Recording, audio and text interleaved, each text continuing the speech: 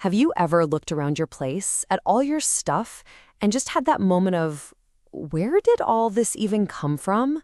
Well, today we're going to pull back the curtain on the psychology behind why we buy things we don't really need. And believe me, it all starts with one kind of shocking number. So let's start with this. $1,300. That's how much the average American wastes every single year on stuff they never even use. Yeah, $1,300 on gadgets, clothes, you name it, that just seemed like a brilliant idea at the time. When you hear a number like that, it's easy to feel like it's a personal failing, right? A lack of willpower. But here's the wild part, and this is the whole point. It's not really your fault. Your brain is literally hardwired to make these kinds of mistakes. For thousands of years, that wiring was what kept us alive. And today, well, retailers have figured out how to use it against you. To really get this, we've got to go back in time. And I mean, way, way back. We're going to look at this fundamental mismatch between the brain you were born with and the world you're living in right now. So picture your ancestor. Let's call him Grok. 50,000 years ago, he's walking along and he stumbles upon a rare patch of berries. His survival brain just screams, "Get it now, eat it all, who knows when you'll find more." Okay, fast forward to today. You're walking through a store and you see a big 50% off sign. And here's the crazy part.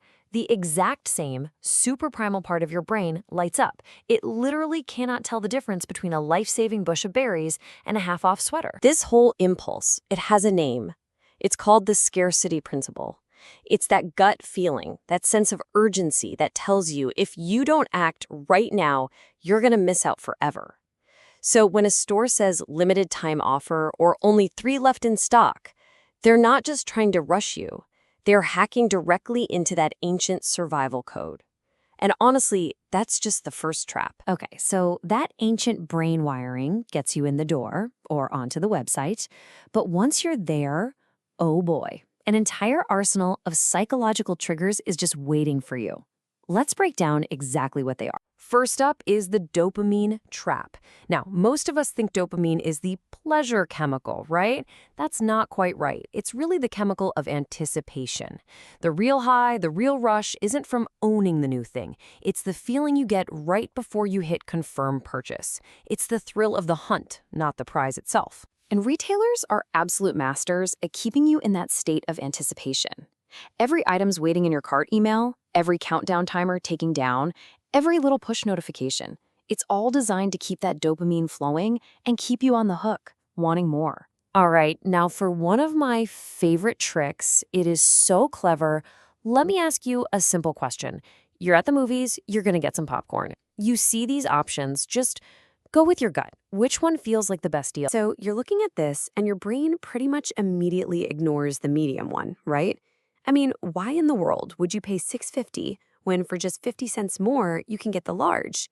It feels like a total no-brainer. The large is clearly the smart choice, and boom, that's the trap. It's a classic example of something called the decoy effect. The medium popcorn was never, ever meant to be sold. It's a decoy. It's only there for one reason: to make the large, the one they actually want you to buy, look like an unbelievably good deal. You thought you were choosing from 3 options, but really, you were being professionally guided to one. Okay, here's another powerful one. It happens the second you physically touch a product. It's called the endowment effect.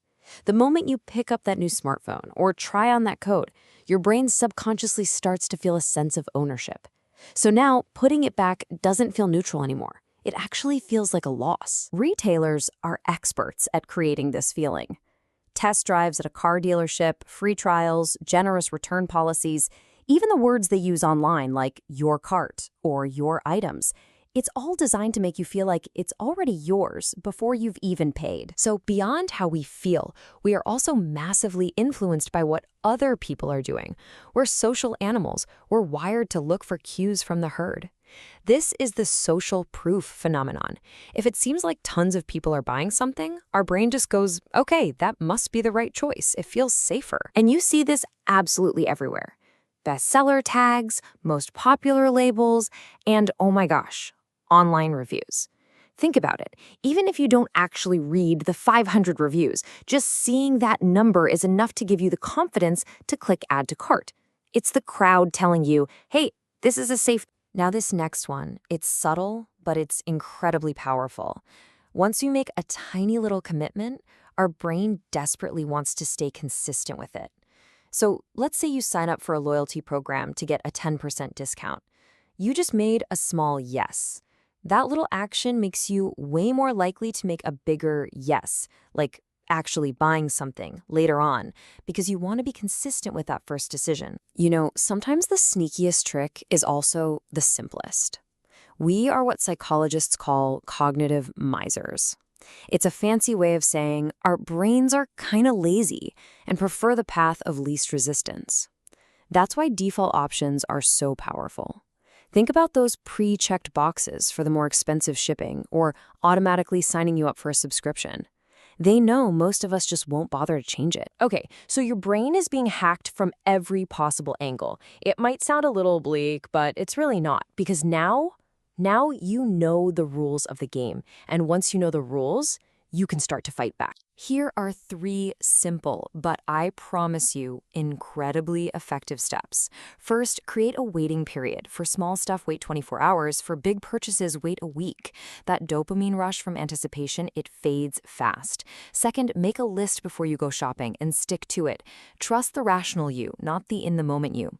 And third, always ask yourself this question: would I still buy this if it were full price? If the answer is no, you don't actually want the item, you just want the deal. So, what is the big takeaway here, after learning about all these traps and tactics? It's not that you have to become a minimalist and swear off shopping forever. No way.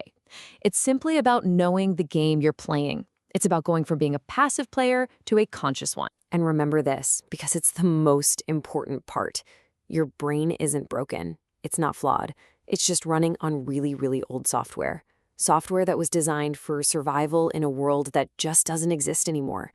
The goal isn't to change your brain, it's just to understand its programming so you can navigate this modern world a little bit smarter. And that all comes down to one final, powerful question you can ask yourself the next time you feel that little urge to buy. The next time you see a deal that just seems too good to be true, just pause for 1 second and ask yourself this: is this a genuine need?